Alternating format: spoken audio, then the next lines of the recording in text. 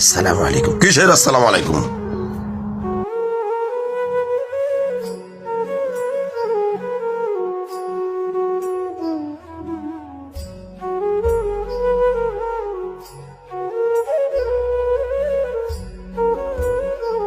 আপনাদের আসার কোনো টাইম হলো এটা? মানুষ ঘরের ভিতরে একটু বিশ্রাম নিচ্ছে আর আপনারা গেটের সামনে এসে দাঁড়িয়ে রয়েছেন। সবাইকে আপনাদের মতো অবসর নাকি? আপনারা অবসর আছেন, যান কোনো কাজ খুঁজেন।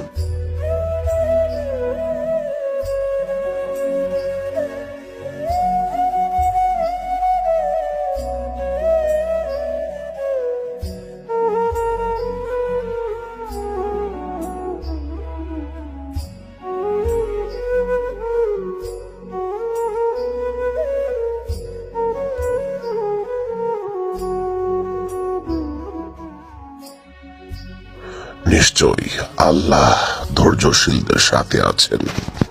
الله مع الصابرين. أسمو وأجتاز السماء جلالا فأزيد أسراب الغيوم.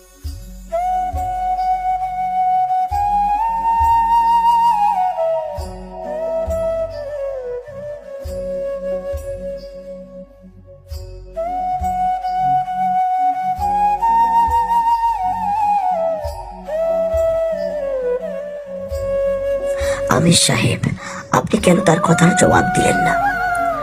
আপনার তো বলা উচিত ছিল তাবলিগ কোনো অবসরপ্রাপ্ত লোকের কাজ নয়।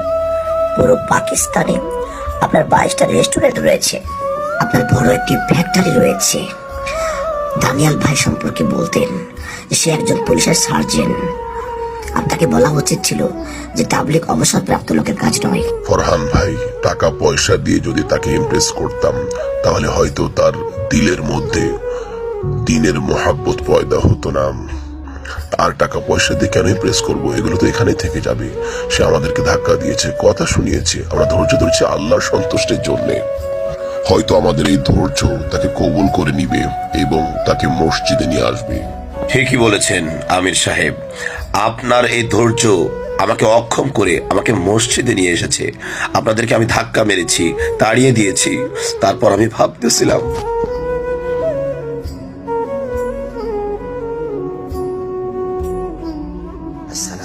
কিসের আসসালামু আলাইকুম?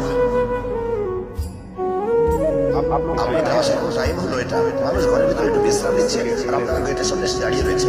সবাইকে আপনাদের মতো অবসর নাকি? আপনারা অবসর আছেন, যান কোনো কাজ খুঁজেন।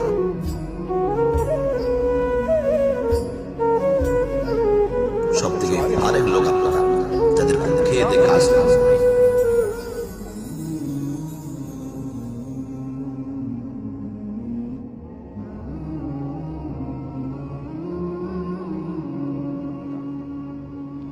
আমির সাহেব, আপনি চাইলে আপনিও আমাকে ধাক্কা মারতে পারতেন, আমাকে মন্দ বলতে পারতেন, আমাকে ইনসাল্ট করতে পারতেন, কিন্তু আপনি সেটা করেননি। আপনি ধৈর্য ধারণ করেছেন। আমি মনে করছি আপনার এই ধৈর্যই আমাকে মসজিদে নিয়ে আসছে, আর আমি এই সুন্দর ইসলাম ধর্মকে গ্রহণ করে নিচ্ছি। এখন থেকে আপনাদের সাথে আমি আছি। सुभान अल्लाह। चल दीन की तबलीग में चलने का मजा देख, अल्लाह के रास्ते में निकलने का मजा देख। चल